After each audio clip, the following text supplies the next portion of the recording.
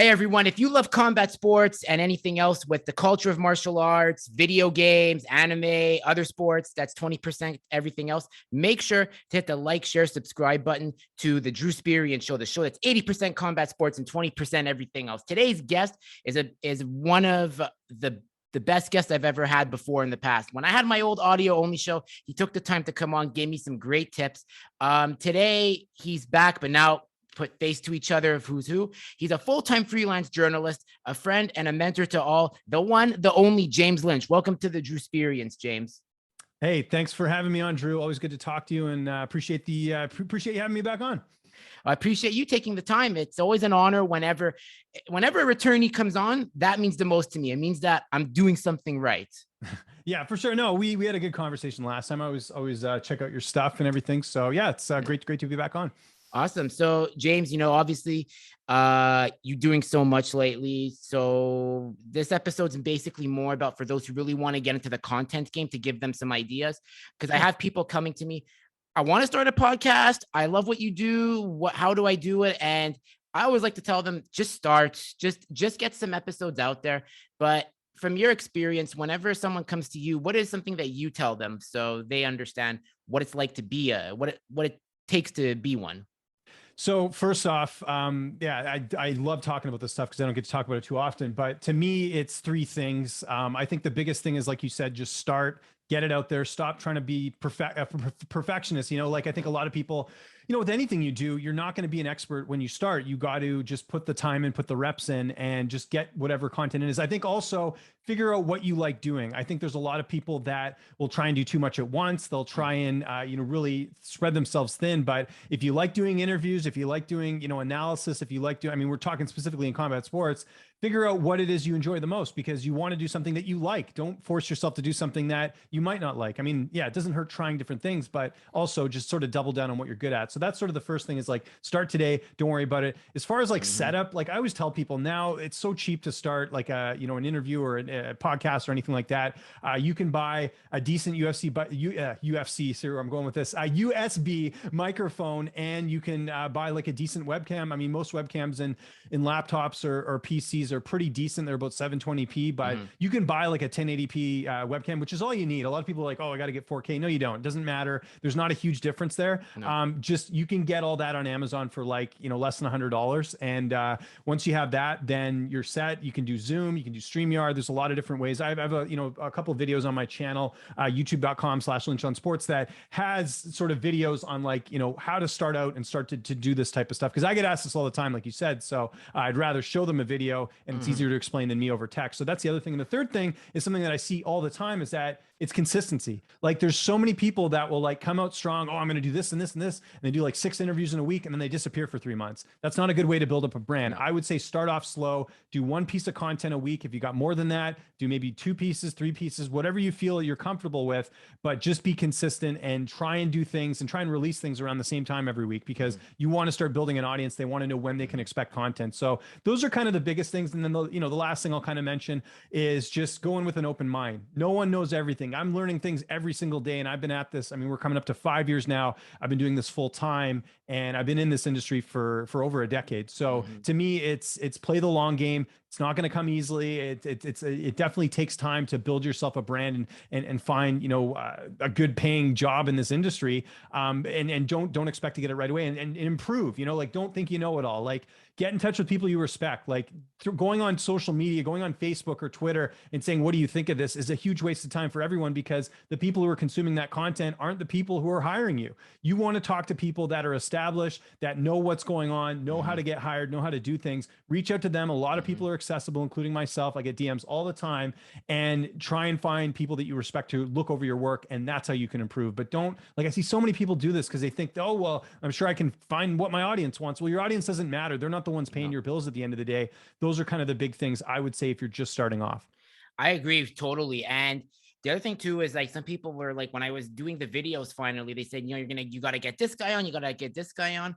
And the one thing I've really learned, like, is to just like let the noise go in one ear and out the other, because it's, at the end of the day, we're the ones that are really getting the guests. And at the end of the day, if they're saying yes, that's all that matters, because it means they're willing to take time. And I think that's more important. Not just that, but like everyone has this idea, and I think we talked about this before, is like, I just got to get a big guest on and then I'm going to make it. That's not how it works. No. You got like what you're doing right now with the amateur fighters, with, you know, prospects. That's the way to go, because those are good people to get the reps in for two reasons. Number one, you got to get the reps in. So do you want to talk to an Israel Adesanya right off the bat? And if you have a bad interview, he's going to remember that forever and probably not want to interview you. Or would you rather have an amateur fighter who's probably done his first interview? Maybe he wasn't good in it either. And at least you've got that experience and you can learn from it, and you're not going to get a ton of views off that. But at the same time, it's a way to sort of build those early relationships. I can't tell you how many fighters I've interviewed over the years that were nobodies at the time and have now gone on to be big names. Sean O'Malley, Mackenzie Dern, like there's just a list of fighters that I interviewed on the regional scene that have now become household names in the UFC. Dominic Reyes, Curtis Blades, like go look on my channel. I was interviewing these guys back in 2016, 2017, 2018, and now they become household names. And that's how they get there, is those early relationships. And they'll remember that. I think a lot of fighters respect people like myself, people like Mike Heck, people like, you know, Nolan King at MMA Junkie, who put the time in with these prospects on their way up. And it's not just, oh yeah, now I'm getting on the bandwagon. So that's another bit of advice, is like, if you're just starting out, don't turn down an interview.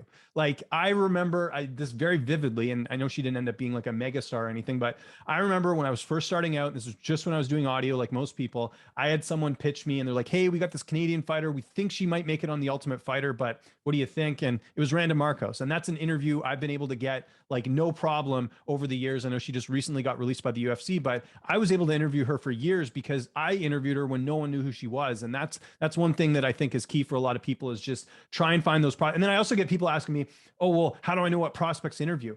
Go on Tapology, look on the LFA schedule, look on Titan FC, look on BTC in Canada. You've got Unified, you got Battlefield Fight League. There's prospects fighting almost every weekend all around the world. Don't tell me you don't know who to interview, because you can just look on those cards and maybe pick the headliner or pick like something you find interesting in that fighter. Like I used to interview a lot of Canadian fighters because I was curious, you know, where they go. I just interviewed, here's a quick example. I just interviewed Mike Malott yesterday, who's making his UFC debut against Mickey Gall. I interviewed Mike back in like 2016 when he was a featherweight, you know, fighting on the regional scene, and nobody knew who he was.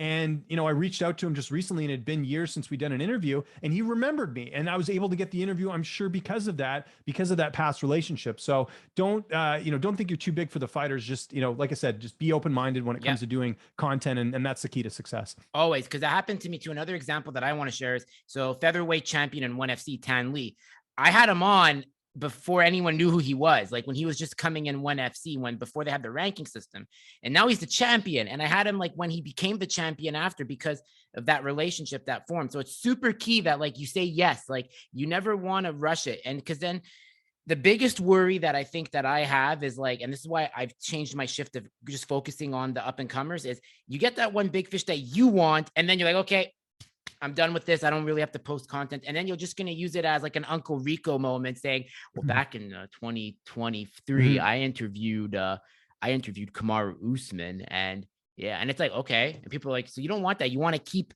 doing this as the long game. And then those fighters, the amateurs, some of them after that, they form that friendship with you, because they're like, they tell you after the recording, hey, I felt very valued. And this is like, and you know how to do that. So when I hear that, that means that's a big check mark for me. That means, okay, it means I'm good at this, and there's something that's bigger for me on the horizon. And treat every interview the same. I remember I think it was a couple of weeks ago, I interviewed Alex Volkanovski, UFC featherweight champion. And that same week, I interviewed an amateur fighter who was fighting on a regional show in Florida. Like, you can't treat anyone differently. Just take the same approach for every interview. Do your research. Go look, you know, their social media pages if you can find it. Find those little extra tidbits. Find anything you can that's interesting, and form questions that are going to give you those good answers. You know, like, don't just talk about fighting. Talk about some of their other interests. You know, believe it or not, when people like things, they want to talk more about it. So those are things that you can kind of take going forward, and also just find interesting angles as well. And I think there's a way that you can even make like an amateur interview interesting if you ask their opinion on something. You know, there's lots of things going on in the MMA media right now. We just had this whole thing with Masvidal and Colby. Like, ask them about it. Maybe they have an interesting answer. So those are things that I recommend to people. If you're looking for those views and maybe you can't get it with a younger fighter, these are things that you can discuss. Very true. How is it? Yeah, I want to ask you that too, because like because you know, you're one of the few, because a lot of journalists, you know, I don't want to say, I say like everyone's has their views of Colby and whatnot, but you have such a good relation with him, and he seems like so at ease. What is it like? What do you think what is your trick to make Colby feel at ease and not on edge, like with his personality? Well, a couple of things. I interviewed Colby. I mean, I've been interviewing Colby for years before, he became this sort of villain in MMA. So there's that side of it. But the other side of it is like, I'm not going to like press top. Like there's some people who just want to go into an interview and they want to like get those like kind of clickbait things out of the fighter, and they'll ask some controversial stuff. And like, look, there's stuff that Colby says in the interview that I don't agree with. I'm not going to push him on it. No. I think there's a way you can still get good answers from a fighter that doesn't look like you're just kissing their ass or sucking up. You'll ask certain things about, things about the fighter. And so I think that with Colby, he knows that I'm not going to throw any curveballs. I'm not going to say, well, didn't you said this and this was racist? Like, that's not my place to do that. I'll let other people be the judge of that. For me, it's about, I'm curious about what he thinks about certain things, what his plans are in his career, and sort of hone in on those things. And the other thing is like, I try like Submission Radio, for example, the last time I interviewed Colby, which was a couple weeks ago, Submission Radio interviewed him first. I'm not going to ask them the same stuff they did. I watched their interview. I'm like, okay, here are some things that they didn't ask him that I can get something out of. Try not to overlap. That's another reason why you shouldn't just interview UFC fighters all the time, because I mean, if Ariel Helwani is going to interview, a UFC, let's say he interviews, I don't know, just give me a random fighter. He interviews like Marvin Vettori or something as an example. If I interview Marvin Vettori, who's going to watch the Marvin Vettori interview more likely? They're going to watch the Ariel one. So it's like, you got to find things that are, if you do happen to be in that situation where you interview the same fighter as someone else, find things that are different that they haven't been asked. And that's a key thing too, is to just, and that comes with reps and experience and everything else. Very true. Now, a lot of people, obviously, this is one thing too that I got to quote my friend in the background here, Nima, who I mentioned, Nima, manager of Moments Management. Shout out to Moments, great company, by the way. Nima says, be pro fighter, not pro promotion, because one thing I noticed too, a lot of these MMA content creators, James, they're focusing only on the UFC, but you have to focus on the other promotions like Bellator, PFL. And then when content creators say, well, I'm not doing much, this and that, guys, there's other promotions out there. Yeah. So you got to expand your horizons. It's like a stock portfolio. You got to expand. Yeah. And that's such a key thing too, because that's another way to stand out. You're right. Most people want to cover the UFC. So if you're getting lost in the shuffle, just like I mentioned there with the Vittoria interview example, cover one championship. Like, I don't cover one enough. I should, but I just I'm so busy with other stuff that I'm trying to balance Bellator, PFL, whatever. That's where you can have an edge. I always tell people women's MMA needs more coverage. How many Invicta interviews are getting done right now? And these are fighters that will go to the UFC, because that's essentially the feeder league to the UFC for women's fighters is Invicta. How many Invicta FC alums are you going to see on the next couple of UFC cards? Tons. LFA, same thing. I think half the UFC roster is full of fighters that at one time competed for LFA. So these are reasons why you need to go and do that as well. And I'll tell you what, you might not get the views. You're not going to get like thousands of views if you interview like a random Invicta fighter or an LFA fighter. But what you will have is teammates, coaches, other people watching and making note of that. And I can't tell you how many times I hear just random people like come up to me, teammates or whoever, saying, oh yeah, I've seen your interviews. You do a good job. Like, because I took the time to interview those teammates, or I've interviewed, fighters that, like I said, and that's the other thing you got to remember, like these guys, some of these fighters train at big gyms, like I just talked to like Grant Dawson yesterday, pretty well-known fighter, but he happened to mention that he trained with Poirier. Like, that's just one of those things where it's like, if you have access to some of these fighters, you can get access to even bigger fighters because they will know of you already. Like, there's a lot of fighters, I'm sure, who are hesitant these days of doing media because of all the stuff that's written and the clickbait stuff. But that's where, if someone's already knows you and they know your interview style, then that's an easy in. So that's another reason to kind of expand your horizons, like you just mentioned there.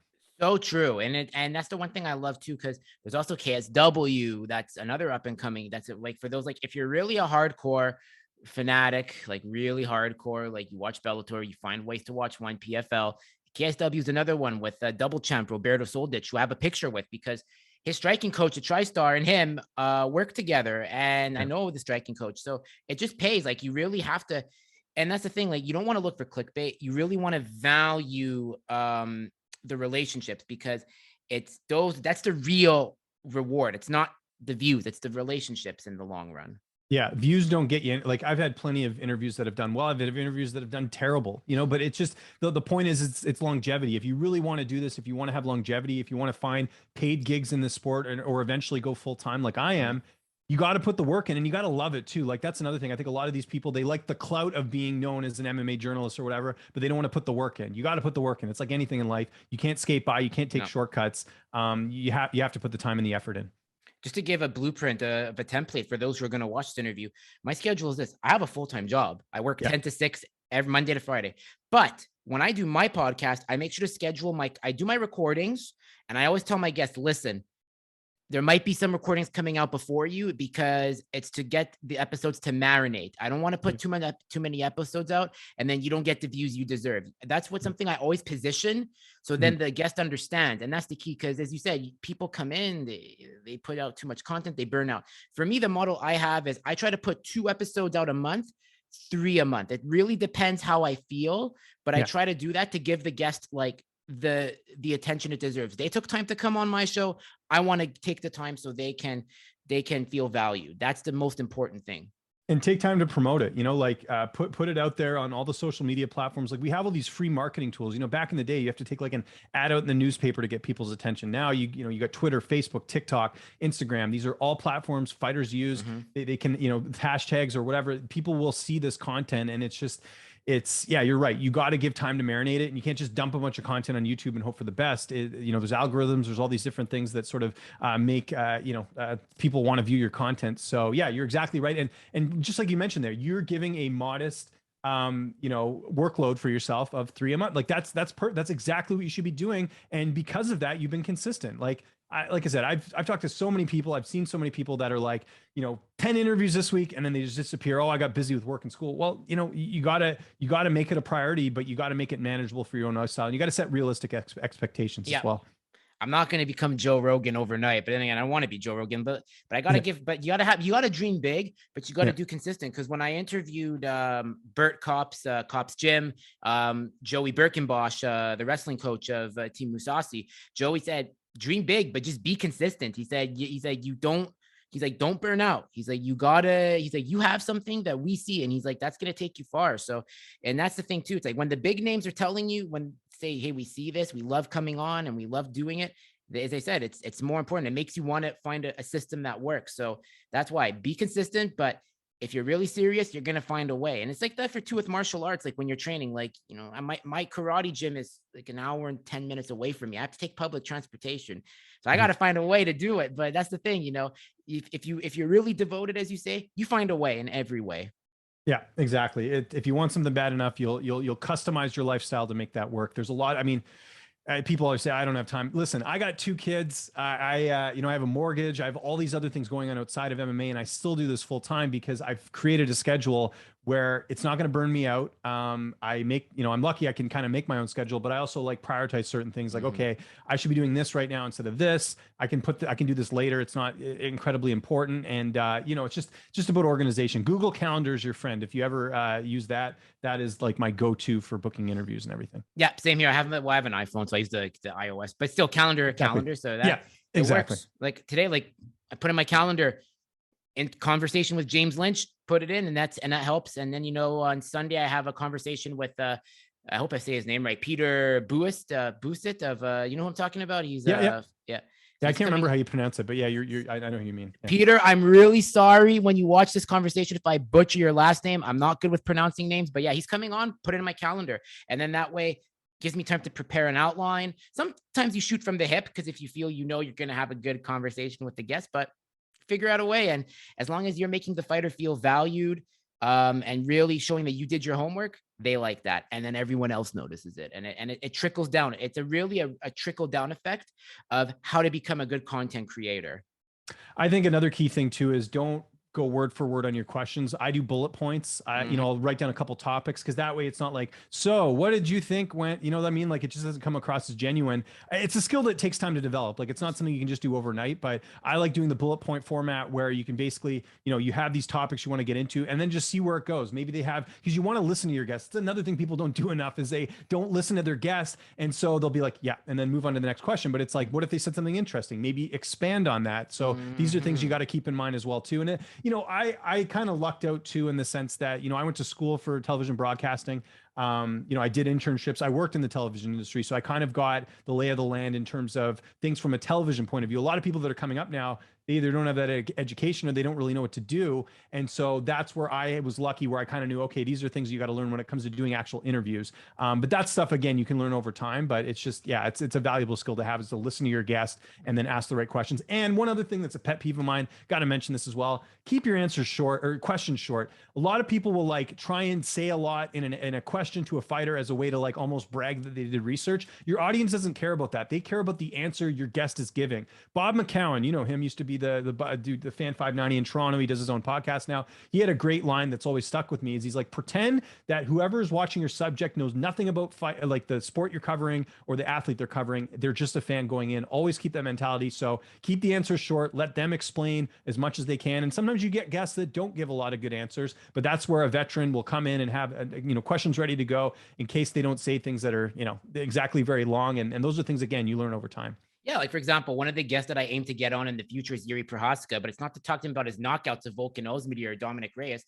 It's very rare we have a Czech fighter, because Czech, when you think of Czech Republic, you think of football, you think of ice hockey. So like when I get Yuri on, like my bullet points, as you said, which is super key, is like I really want to separate fighter from person with Yuri, so he can feel authentic. Because Yuri, I watched your interview with your conversation, and Yuri is like, and I'm saying this as a compliment, he's a really interesting cat. Big time. Yeah. Yeah. And the thing I respect a lot about him is his English. Like, I remember when I first interviewed him, like it was a bit of a struggle. Now it's like, for the most part, he can understand what I'm saying, but you can see the passions there. Like if he could speak perfect English, he'd be one of the biggest stars in the UFC right now. It's just that, like, you can see that he wants to say things that are interesting and are good, but his English isn't there. But I think him going to Fight Ready, training over there, working with those guys, as his English improves, he's going to be one of the biggest stars in the UFC, because he's so interesting. You just see the stuff he posts on Instagram. He is like a real life samurai that happens to compete in the UFC, and just a great guy, and a guy who makes time. You know, I got to give him credit. You know, I see him doing interviews with a lot of different people. He doesn't need to, you know, but he's doing it because I'm sure for a couple of reasons, the exposure, and also just to work on that English. And I think he's done, like, I give him credit. There's some fighters who won't do interviews because they're worried about, you know, how they sound with English being their second language. And there's ways around that, by the way. I mean, I've done interviews where I'll send them the questions ahead of time, and then they can prepare, and then they can, you know, get their answers in English, and we go in order. But yeah, a lot of respect for Yuri Prohaska. Awesome. So I'm gonna separate it from fighting now, because I know you're a very big video game connoisseur of, especially the early games. So I've been getting back into anime and video games again. I think it's important to separate, because, you know, I don't want to make this like my job. It's like, it's a hobby.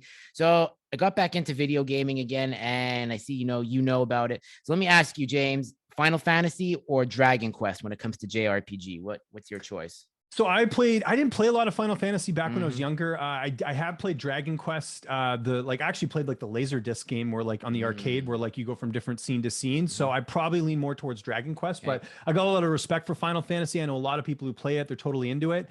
As far as like newer games now that I play, and these aren't even that new, like my son's, he's going to be 5 in September.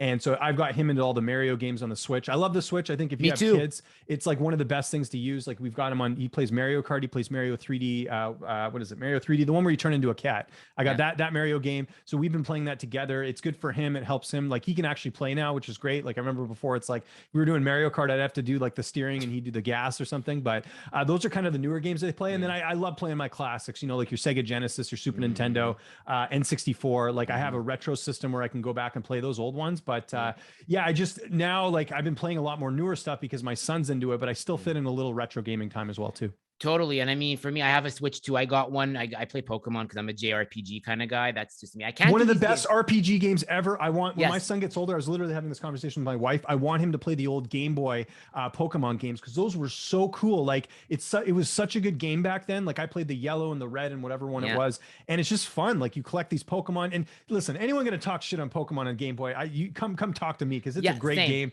It's one of the best ever. I think it's severely underrated, even though Pokemon's like huge. But as far as like video game genres go, maybe one of the best RPGs. Like it's simple, you collect these Pokemon, and it's fun, man. Like the different like paths you go to build up your Pokemon. I'm all about it. I love the old Pokemon games. Street Fighter or King of Fatal Fury or Virtua. I get it's the one with Rio and Terry. You know which one I'm talking about? Yeah. So there's Final Fight. There's King of the Streets, I think, or King of the something. And then there's yeah, they're all kind of similar, but yeah, Street Fighter is always the answer. I have a Street Fighter arcade right behind this camera, so I'm all about a Street Fighter. Same here. I could never get into that, to like their counterpart from SNK. Then it was Tekken for me, but Tekken is like, I don't know what they're doing with Tekken, but also Time Crisis 2 was another game I used to love. Awesome. Yeah, like I miss the days. And I mean, it's kind of coming back a bit. You're seeing some barcades pop up, especially out east. I remember I was just back in Toronto. There's a few spots I like there. Ottawa has a really good one too, House of Targ, if you ever go there. That's an awesome barcade that actually has like a band playing in the middle, and they've got arcades all around it. And it's like a free play, like you pay like your whatever, your $5 and you get unlimited play.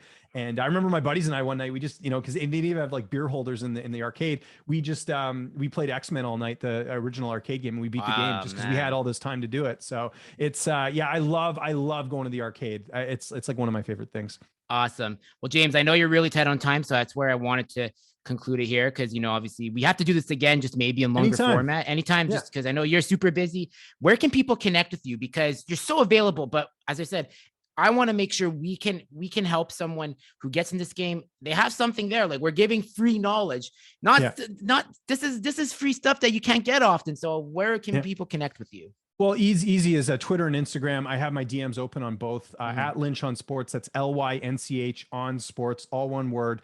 You ever need to get in touch with me, especially media stuff, I'm more than happy to give back, help out. I'm a firm believer all that stuff works out in the end, karma, whatever you want to call it. And then all my content, youtube.com/Lynch on Sports. That's like where I put. So even though I work for so many different outlets, I make playlists on my YouTube channel. So I've got like a UFC playlist, Bellator, Dana White's Contender Series, you name it. So all my interviews can be found on there, and it's just easier that everything's in one hub. But if you follow me on any social media as well, like Twitter, especially Twitter, because I post everything on there, you'll see my content get posted every day. So that's kind of the easiest thing. And more importantly, man, thanks for having me on. Awesome to see how well you're doing. Love the content, and keep it up. And yeah, it's just excited to see where you're headed in the next couple months and next little bit here. Thanks, James. Awesome. Always a pleasure to have you on. Guys, make sure to like, share, subscribe to both our channels, Lynch on Sports, Drewsperience. We grow together. That's how it is. There's enough abundance to go around for everybody.